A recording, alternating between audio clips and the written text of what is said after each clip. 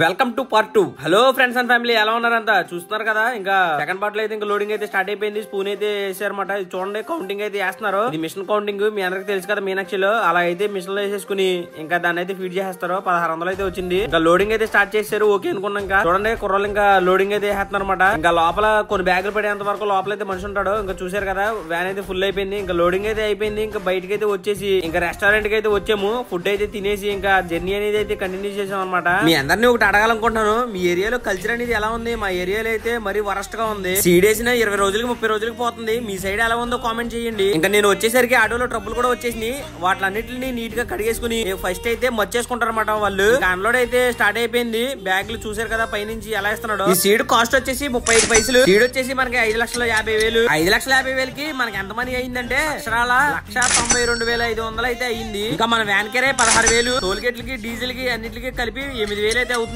ఇంకా 8,000 అయితే మిగులుతాయి. రేట్లన్నీ మీకు ఎలా అనిపించిందో కామెంట్ చేయండి. మరిన్ని వీడియోస్ కోసం మన పేజ్ ని ఫాలో చేయండి, లైక్ చేయండి, మీ ఫ్రెండ్స్ అండ్ ఫ్యామిలీ షేర్ చేయండి. ఇలాగే మీ అందరూ సపోర్ట్ చేయండి.